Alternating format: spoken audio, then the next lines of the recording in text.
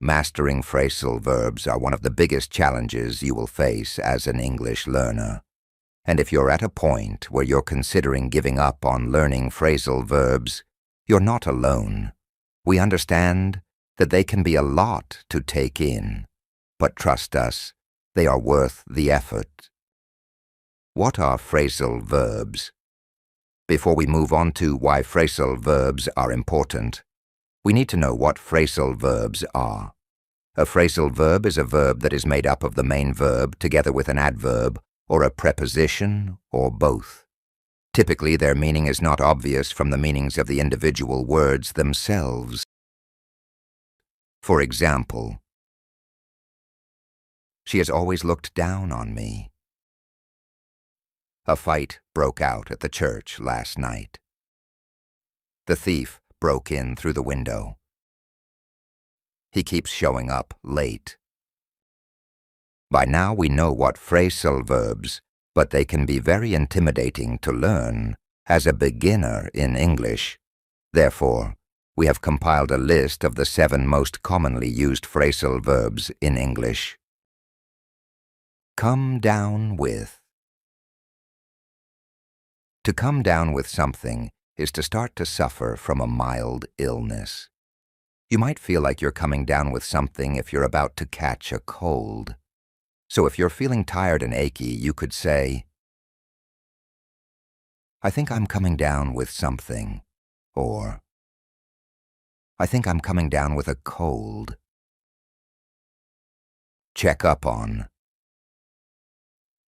To check up on someone is to investigate their work.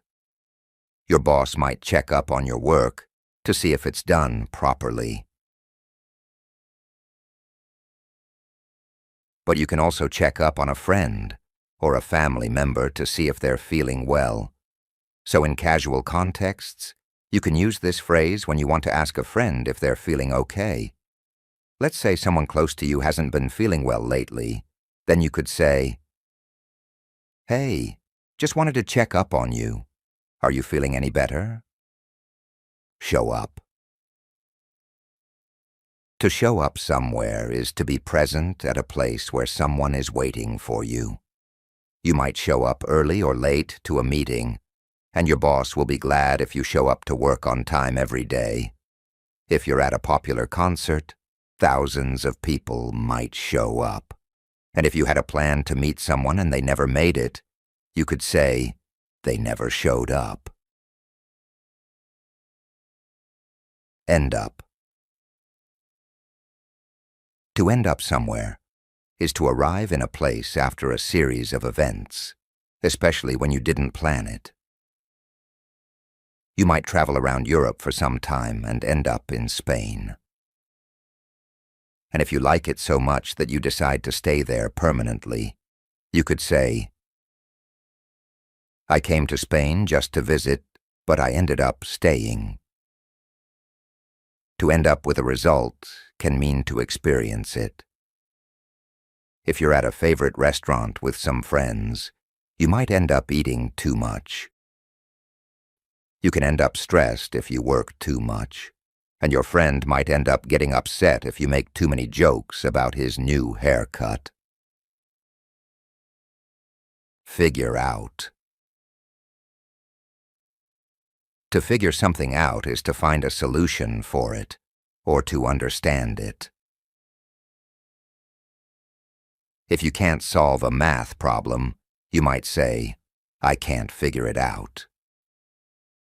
And if a new friend's behavior is confusing you, you could say, I can't figure out why she's being so strange.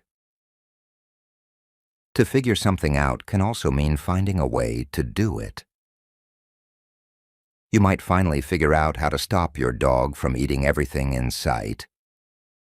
And if you're out late and no buses are running, you will need to figure out a way to get home. Put up with.